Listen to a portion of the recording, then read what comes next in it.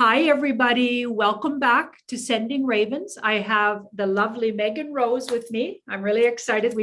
We tried to do this. What was it, a week ago, Megan, or just a few days ago? I think like last week. Yeah, a few days ago. Yeah.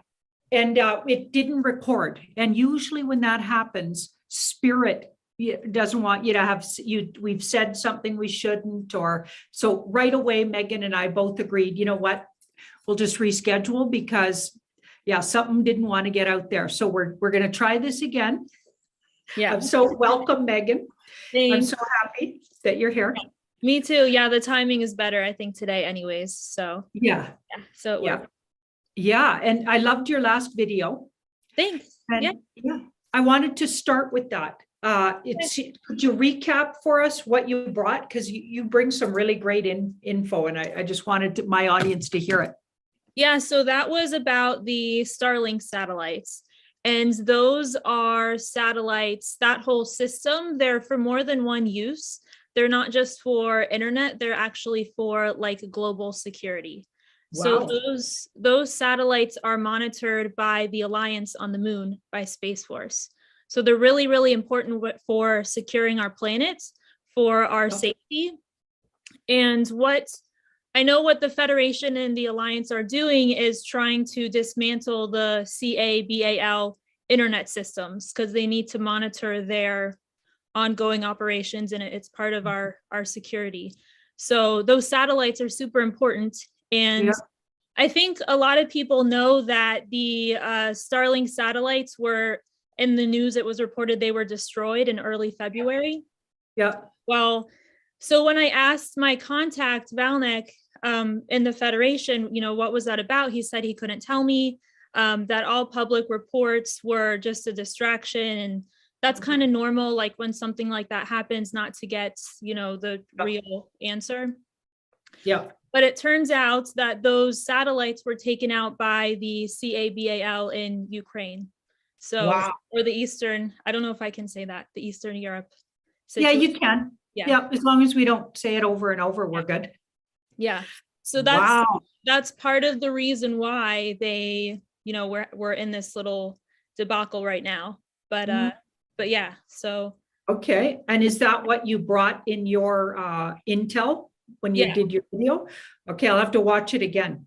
We're gonna have to watch it again. Sometimes I watch things 2 and 3 times. I'm a little bit slow. I'm a Taurus, so it's like, what are they saying? Yeah. But I do enjoy your videos, so that's okay. I'll enjoy doing that. Yeah, so I recommend everybody go to Megan Rose's channel and have a look at her latest video.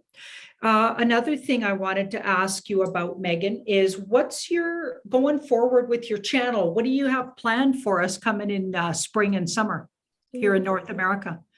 What I do is I just let spirits, the higher beings, kind of lead me. So I don't actually have any intentional, like conscious plans. It's more of like I kind of manifest. How would I describe it? Maybe backwards than some people would think. So I don't usually set like specific goals. I usually just keep myself in a certain energy field, like really balanced, and then manifest that way. So I actually don't know, but my intention is always to bring unconditional love to the plane, to this place. And so then that, it just goes from there. But, really what I want to help people with is, I think looking back over maybe the past year, what I have been working on, I really want to maybe help people understand that we are equal to extraterrestrials, that humans are their equals, that we're all brothers and sisters. Because I think that's really important for humanity and for the next step for everyone to maybe one day we'll meet them, but we have to see the beauty in ourselves first and heal ourselves, and then B, understand that they don't want to be worshipped, they want to be our friends. So I love it. Maybe my little goal. Oh, that's awesome. We've all been learning, like certainly what I've been seeing happen is the universe wants to show us nobody's above us or below us. We are equals to what we used to call the elites. In fact, a lot of those elites don't even, shouldn't even be considered our equals because of some of the stuff they've been up to. Do you know what I mean? Yeah, Right. exactly. So yeah, I like that. I like that the off-worlders want us to see them as equals, and there's probably tricky ones and awesome, well-meaning ones. Would you say Yeah. that was true? Yeah, the not so well-meaning ones are the ones who have been involved with creating that system of I'm here and you're subservient to me. So they've kind of been part of the problem. So Yeah. I think that if we're ever like channeling, this is important, if we're ever channeling or getting in touch with what we think is an ET, if they start to give us the idea that we're cooler because we have ET contact than maybe this person, it could be, you know, like a gray alien or a reptilian or some sort of other energy source, you know, so. Interesting. It's a good way to maybe gauge who you're talking to. Exactly. Yeah. And the good ETs, they'll always come to you on that vibration of love. But, you know, part of the problem is, do we really know what love means here? You know, it's kind of sad to think about. But one day I was sitting around, I was like, do all of us even know what that really feels like? Unconditional love. Yeah. You know, I got to be honest, channeling for years and years with clients, like 35 years, I did feel unconditional love. So when I channel that person's higher self, that's how I knew I was getting it. Yeah. Because the love that came through, and it also gave people the impression, who were my clients, that I was capable of that kind of loving, which I can only hope I could be and strive for. But I was actually channeling how loved the people were from the universe. So it actually taught me what that feels like. Yeah. By channeling it. So sort of almost a third-hand way of learning about what that feels like, and a good way to gauge if you are channeling spirit or not, or something valuable, right? I was going to say, I would agree with you. Like, where I found that feeling is by channeling from spirit, from the higher self. I haven't really found it, not really, you know, down here. Yeah. Maybe from like, you know, family members, but it's a higher energy field when it comes from above and down. Yeah. You know what I'm saying? It is different. Yeah. And there's so many versions of love and so many ways to express it. Yeah. When you're channeling universal love, it is quite interesting. Yeah. It just said you can right away see a difference. I don't know. That's just my opinion. And a self-love, like you mentioned self-love at the very beginning here. I really believe everybody needs to work on that to be able to receive the kind of love that's coming from some of this energy. Yeah, it's true. Right? Yeah, we need to work on loving ourselves so we can receive, because our receptive energy works a lot better when we love ourselves. There's a guilt programming, like when you come in contact with that energy, you can start to feel like you're not good enough. Because that's what a lot of us have been taught. So there can be a block there. So yeah, it is important. You know, what I do sometimes in meditation is I kind of rewind myself back to when I was a child, like maybe age 3 or 4, and hook on to that feeling, because that's, you know how when you see toddlers, they're just totally themselves, like don't care at all. That's what I kind of do and express myself that way. Awesome. Yeah. Go back to that more pure self. Exactly. Yeah. Yeah. Yeah. And it's interesting that the baddies, we'll call them the dark cult, that's why they might be so obsessed with our young ones. Yeah. 0 to 12, because they want to rob that energy, that essence, that pure loving essence, because they can't actually seem to get it themselves. They have to ingest it some disgusting way, but I digress. It's true. They are not able to connect that way themselves, or they've chosen to, like, for example, a reptilian or a gray or the baddies, they've chosen to separate themselves from source through their own free will, through their own actions. So they can't get it themselves. So they target little people and siphon that life force from them. And that's how they get their creative ability, because in order to create, you have to connect to source. It's the creative force. but Yeah. they separated themselves from that. And so in order to maybe manifest better, they have to take it from the little people, if that makes sense. Wow. Yeah, no, it totally makes sense. Wow. I wanted to ask you about, Ashley and I did a video on star seeds. Yeah. I also did one on the pay-per-view with Jean-Claude. We did one with Julie, Jean-Claude and I. And I just wanted to add, and we're just, feeling around, but I know you likely know a lot about that energy. I feel like you are one, if you don't mind me assuming. But that's what I thought as soon as I met you. Can you give us your version of that whole energy? What do you think? What would describe a star seed? Well, I think that there are many people who souls, or some people will call them light bodies, who have another life on a different planet or a different place, and who have chosen to leave that life and basically incarnate here. So my understanding is it's a kind of a lifetime continued. So you will actually have a physical body, because extraterrestrials, even though they're not in a 3D, they might be 5D, 6D. They have actual bodies and are incarnated into a body and have a life. So they will actually leave that body behind in a stasis pod, and they will choose to leave that body and incarnate into a human body. And it's a with the intention of service, to serve humanity. And a lot of starseeds have different life purposes. You can have more than one, but it's to bring that knowledge, that wisdom, that cultural perspective of unity to planet Earth. Wow. So, yeah, so it's kind of like, sort of like the movie Avatar in a way, kind of the same concept, but they have, extraterrestrials have science and technology to do that. And it does sound, kind of weird, if you have the perception of everyone is in heaven and then they come here. So it can be kind of strange, but, a lot of this science and technology has been kept from us, but these advanced races have the ability to do this. And this is part of, I call it the Starseed Envoy program. They basically, the intention of it is also to help liberate the planet.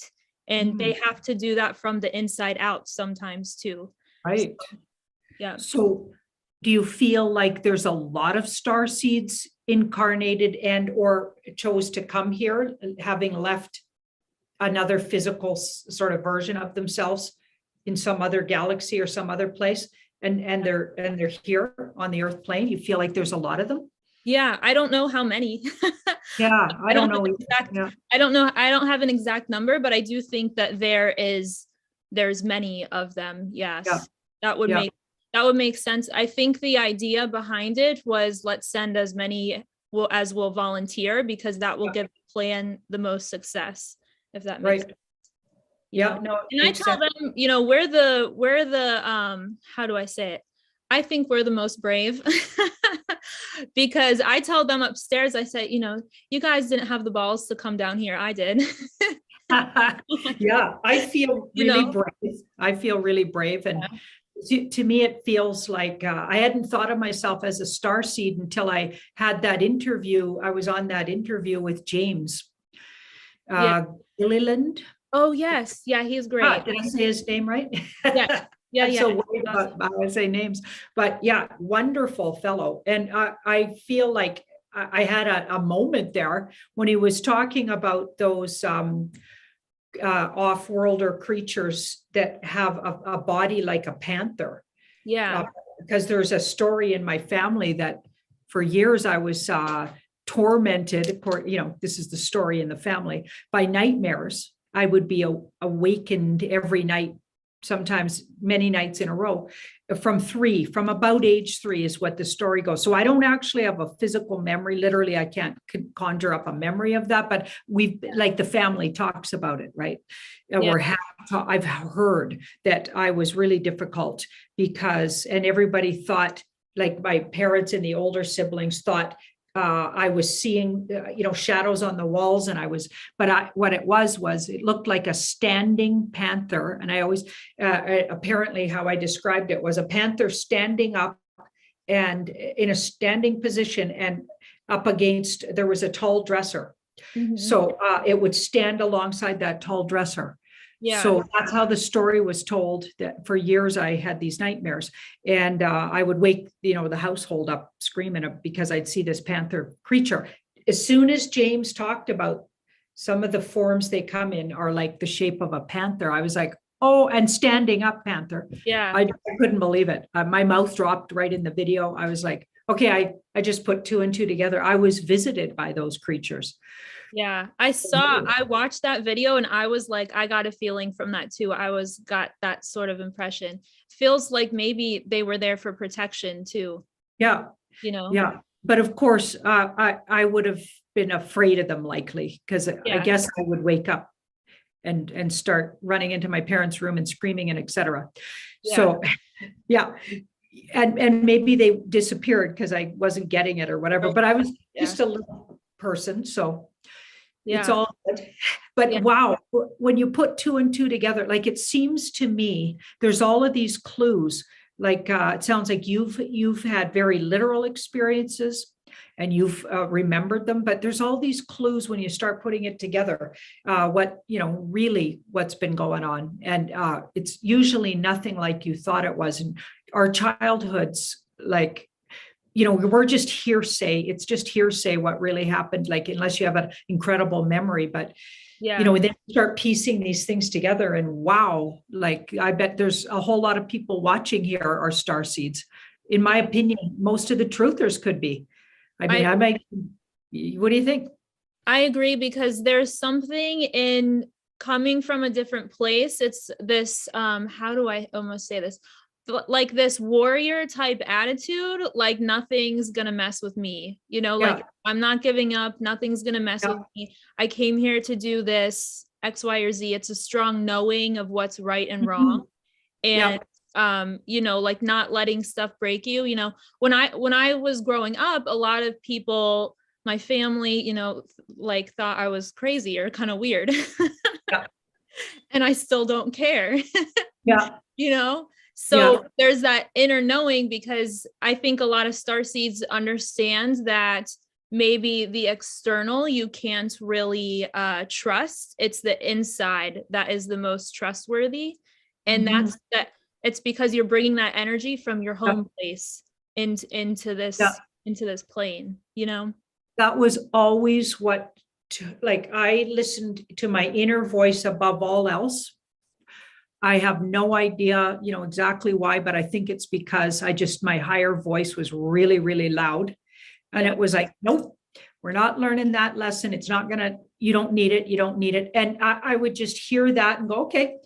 I didn't focus on school almost at all, unless it was social reasons. I was learning social skills, and thank goodness I happened to be quite socially able. So I got away with just getting by. You know what I mean? I would tell a joke or say something funny to get away with stuff. But also I was quite a likable person. Like I had a social skill, and I knew, and I was using everything I could to not do what anyone wanted me, but only do what I wanted to do. And I was getting away with it. Like I just wasn't going to,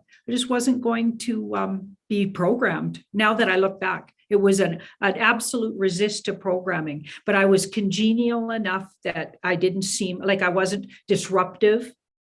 Yeah. I was socially able, so I got away with it. But I think starseeds have all these little traits, right? Where they can't be programmed. That's how they made it this far. And now they're awake because they weren't programmed. And then you watch other members of your family completely hook, line, and sinker, buying everything that school system taught them, their parents taught them. And you're just like, why would that doesn't even make sense, but they bought it because somebody told them that they trusted. And I didn't trust anybody, to be honest.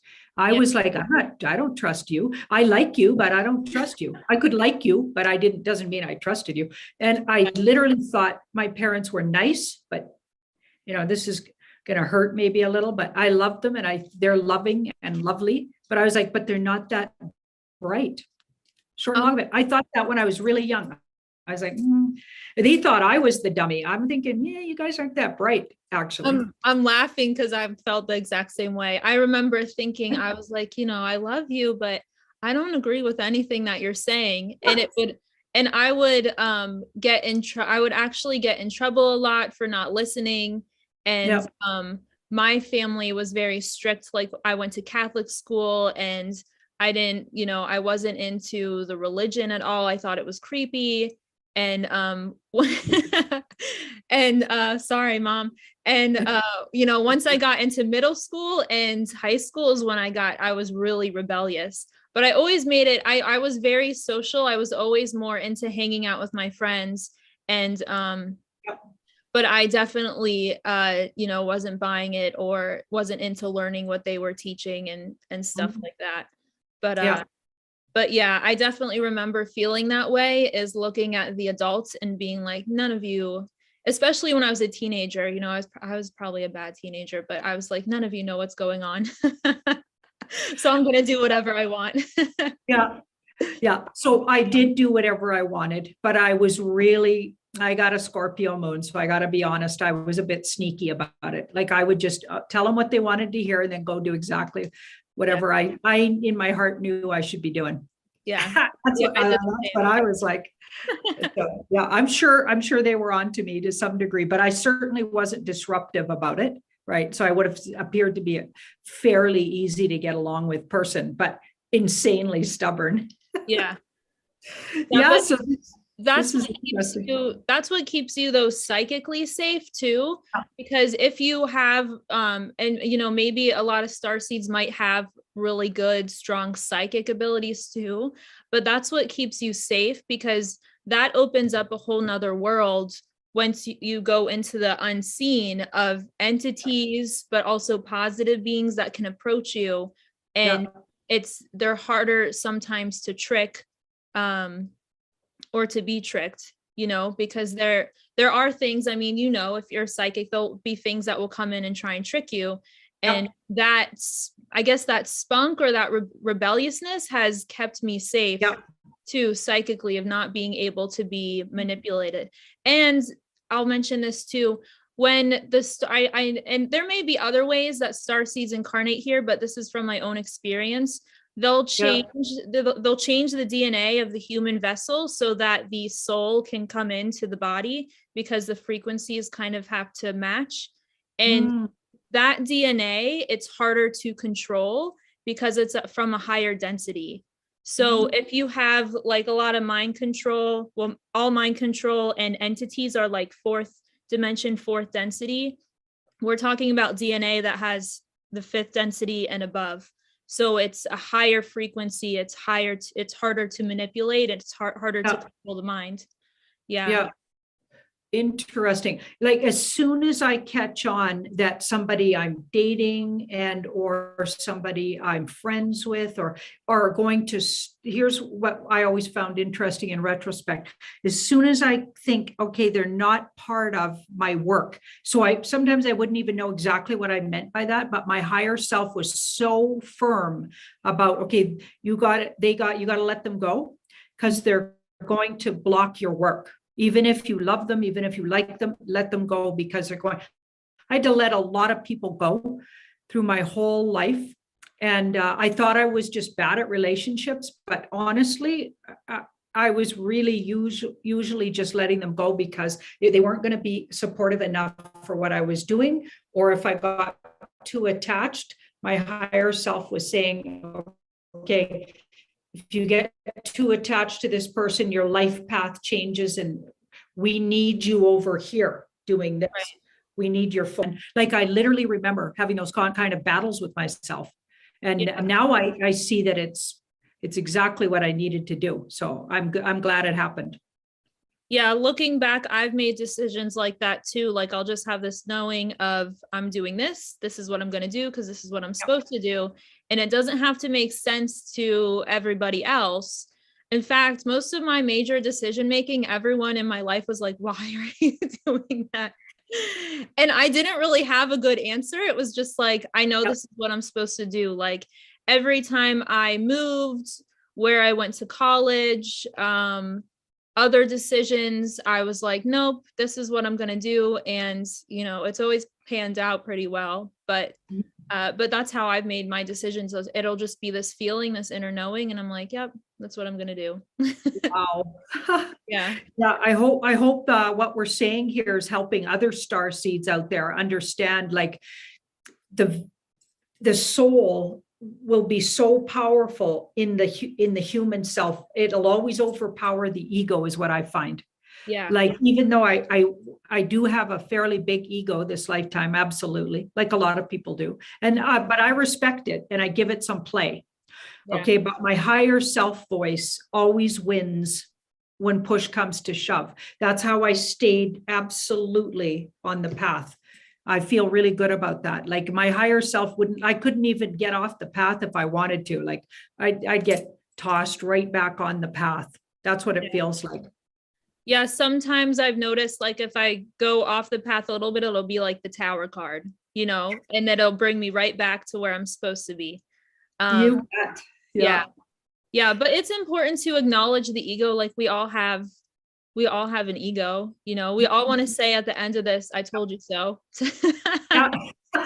I definitely got a few people I'm going to need to say that to. Yeah. But I kind of, like, it seems to me, you just kind of let a little bit of it strut. Yeah.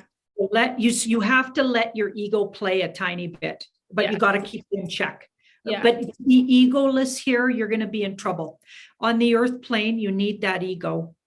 Okay. And you got to let it strut and have a little sense of humor about it. Even, like, I can watch myself and I'll be like, okay, that response I just had to that comment somebody made or whatever, that was my big ego having a strut. Yeah. Okay. Like, somebody will tell me in the comments how really I should have read the cards. And right. But here they are, they don't even know the formula I'm using. Like, every reader has a different formula. Not all cards mean the same thing all the time. That would be the really amateur way of reading cards. It's all about the layout, what the question was, what came first, what did you notice first? And then, of course, your intuition kicks in, right? And somebody will say, oh, this is how you should have read that. And here's the answer to that. Okay. And then usually what my big ego will right away, if I don't catch myself really quick, I'll write back, oh yeah, you need your own YouTube channel and you need to be reading cards for us. Because obviously you got all the answers. So if anybody's out there got a comment like that from me, yeah, that's my ego talking right there. But whatever. And I let some of those slide. Yeah, it's okay. It's okay. I relate that too, like, to my nursing experience when I was a critical care nurse, because I would be like, a patient maybe would give me, like, I don't know, lip or be, sassy with me, and I'd be, sassy back.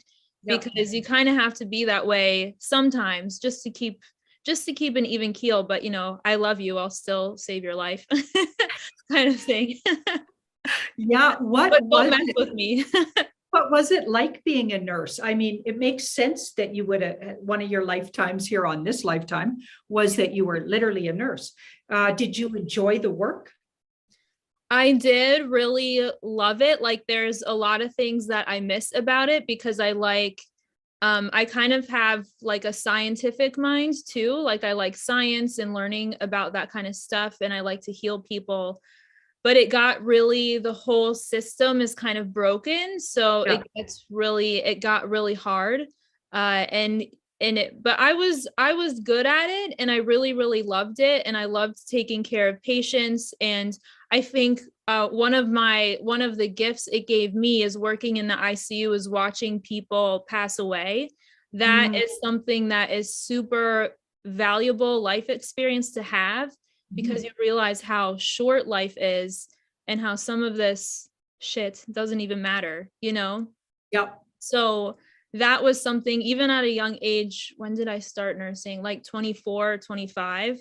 I had that experience. So but I loved it. And, even that was one of those decisions that I just made like that when I quit. The ICU nurses, the old ICU nurses were like, Megan, please don't go. We're so short staffed.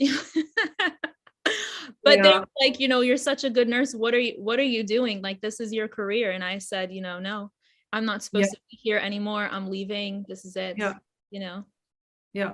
Yeah. I think a lot of the things we do that are like our past things that we used to call careers, just really worked, like they teach us things we're going to need.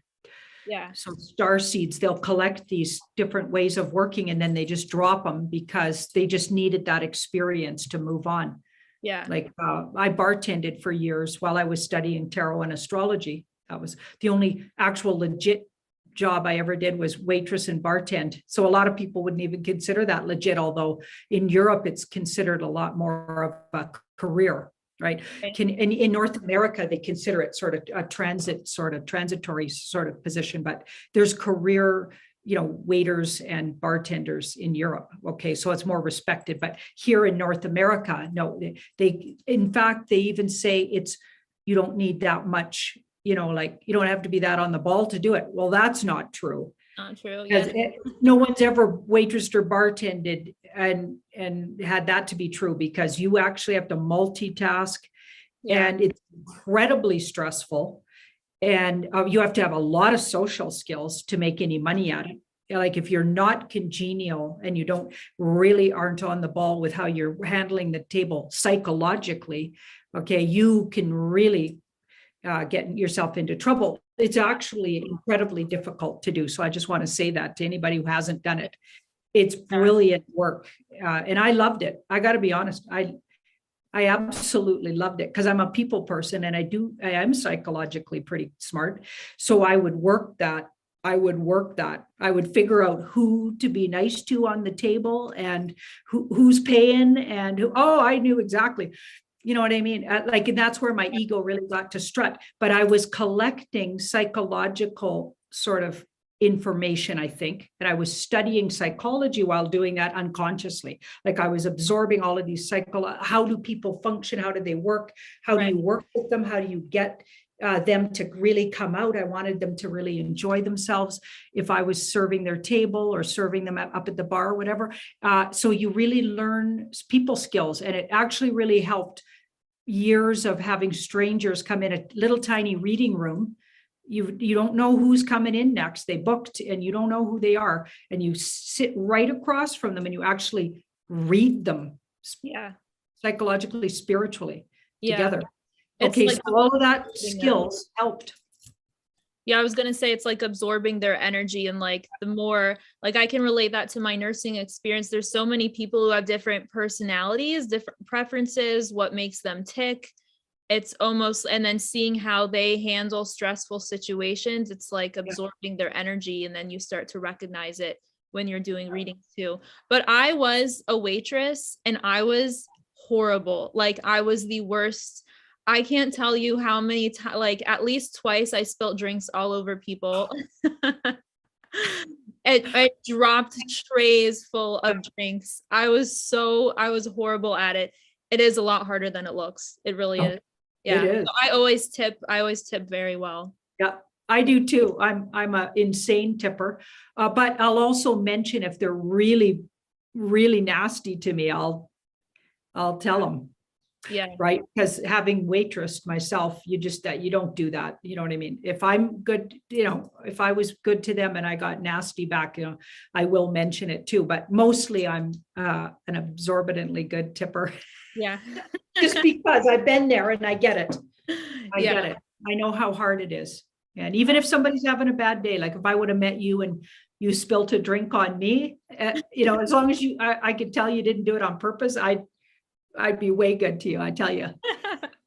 Because I spilled some drinks too. Yeah. Yeah. It's tough. Yeah. But yeah. Totally. So now, so you're not nursing, like you're basically stepped right out of that? Yeah. And your main focus right now, and it sounds like your channel, and just to be in the moment with what you need to bring people. So that's what you were saying at the beginning. You're trying to just be in the moment with what needs to be out there, which I think is exactly what we need right now. Somebody doing, like, that's very good of you to be doing that, frankly, bringing us intel that we otherwise wouldn't be getting, right? Yeah. And also, you have a clientele with your readings as well? Well, I stopped doing private readings a little while ago, but I'm still doing, I do live readings, like live group readings on my Patreon channel.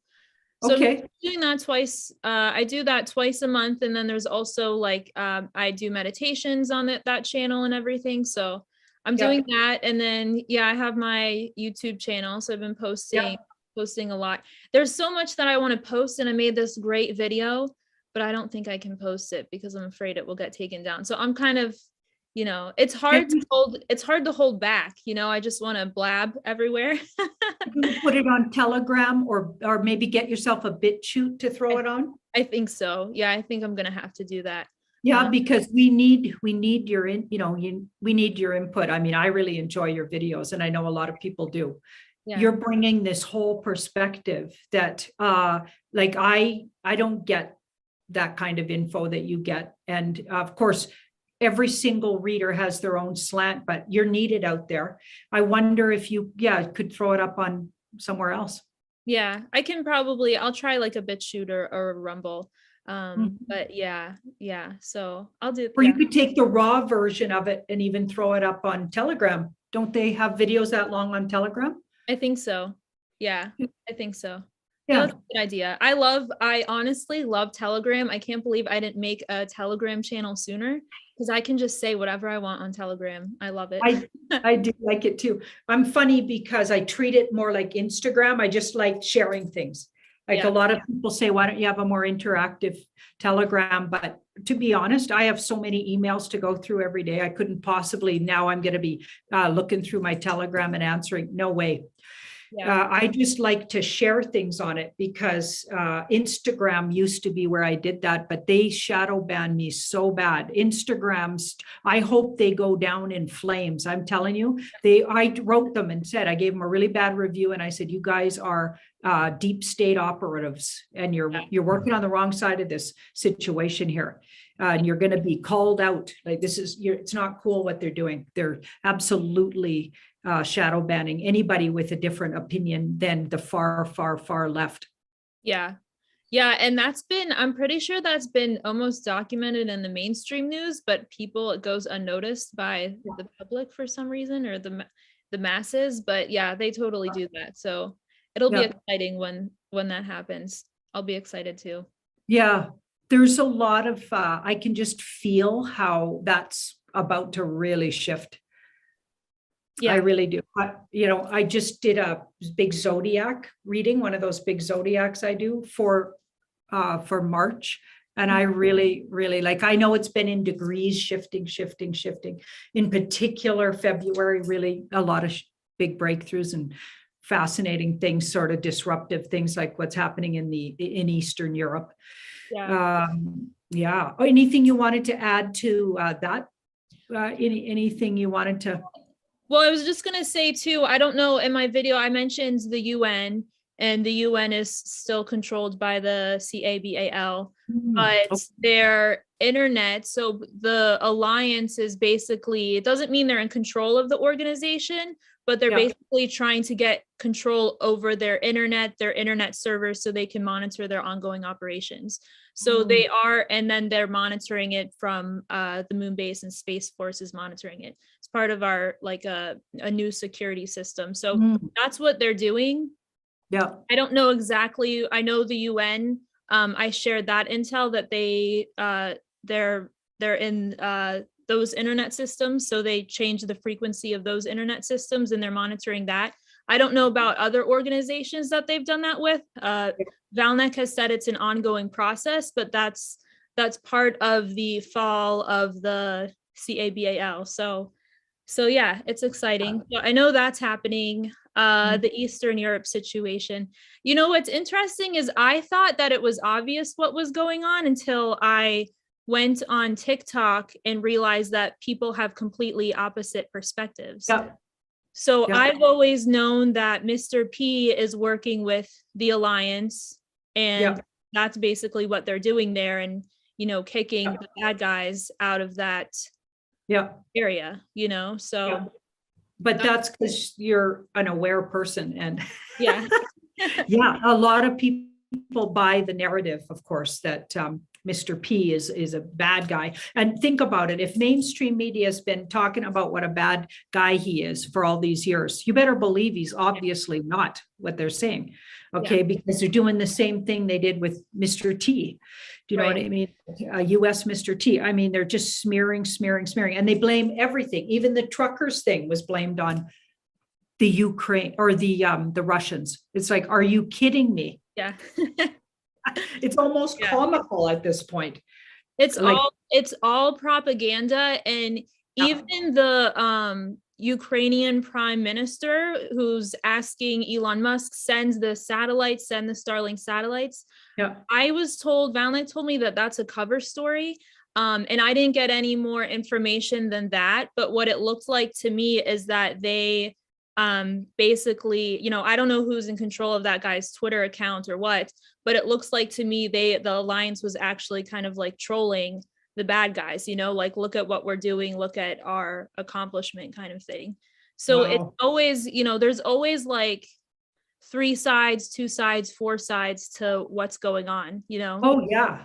It is so hard to keep track of, like, you know, and I gotta be honest, it gets overwhelming to try to figure it out, describe what you're getting, like with tarot, like what I'm getting with the cards, to describe that to people. It sounds like I'm simplifying the hell out of it, but there's layers and layers to it. I only simplify it because I need it to read that way, just so I can explain it. Right. Yeah. So it's as simple as possible so that people understand. That's always my goal, is to get the information, like receive the information that I get and then explain it in a way that people can understand, because otherwise it doesn't mean anything to anyone, you know? Right. Like I could make it sound super complicated, but what would that do for people, you know? Yeah. It's always been my goal. Yeah. But I just thought it was interesting that they were so worried about restoring internet to that area when most of the people evacuated, and can they even afford the Starlink service at this point when their country is, you know, in shambles? That doesn't make any sense, you know? Yeah. Oh, I'm sure most of anything up in the mainstream is going to be just propaganda, like you said. Yeah. Crazy times we're living through here. Yeah, I agree. But yeah, it's fun that there's people like us, and we have all of our online friends, and yes, it's exciting. I get a little like sick of it sometimes, whatever, the drama, but I got to tell you, I wouldn't want to miss it either, though. Yeah, I agree. Like everything that's happening. I mean, I wouldn't want to miss it or be anywhere else, really. Yeah. But some days, of course, it gets you. I think that's part of like the warrior spirit too. It's like there's a fine line between wanting, you know, everyone wants peace, but it also is fun in a way to see victory. There's this spirit of not necessarily, maybe, I guess you could call it winning, victory, triumph, overcoming the bad guy. And that's something that I think I said this in a recent video. I'm so glad that no one came in necessarily to save us, that we've just had maybe off-world helpers and we've had the alliance to help us, but really standing up, or humanity standing up for ourselves, it feels really freaking good, honestly. So that's what I want to encourage people to do as well. Yeah. When those truckers stood up, I know it's all been twisted in the media and they've been turned into these terrible people, but really the purity of it, you could see it in the actual people involved. Even if there's some background stuff going on, we don't know about, whatever. Literally most people that got involved, it looks like on the front line of that, were just people who literally, what you see is what you get. They just wanted, they didn't want their children to grow up in a society that's completely hostile towards their freedom and their personal choice. That's really, it was that simple. And that was so inspiring. And that's why it was so inspiring for so many people to see people standing up for their personal rights and freedoms, which honestly, especially in Canada, they haven't done for years and years and years. It's like finally they woke up to a whole large part of the population to how serious this is, not just the truthers, but just regular folks, a whole lot of them. When I went down to that border in Alberta, where there was sort of a separate convoy going on at the, what was it called? I can't remember the name, 𝐂𝐇𝐀𝐓𝐒 border. Ashley and I spent a day down there, and they were the most beautiful people, just families and good people. They brought their whole families down there. And there were a lot of them. And they were that was just the support group to the trucker convoy. We couldn't even get close to the convoy. Oh, wow. Yeah. I loved the whole thing. Like, I was so inspired. And I was just watching videos of people cheering and singing. And I'm like, oh my gosh, I just felt the spiritual energy around it too. It was just beautiful. And I thought it was something that was inspired from up above, for sure. Yeah. I just thought it was so inspiring. Yeah, I did. And the unity and the togetherness. What if we had that going? I agree. Before it happened. So we kind of lost Janine, and her internet is not working. So I'm going to end the video for both of us. Thank you guys for tuning in. You can tune in to Janine's channel, Tarot by Janine, and Sending Ravens with Janine, and also my channel, Megan Rose, and we will be back with more videos. Take care, guys.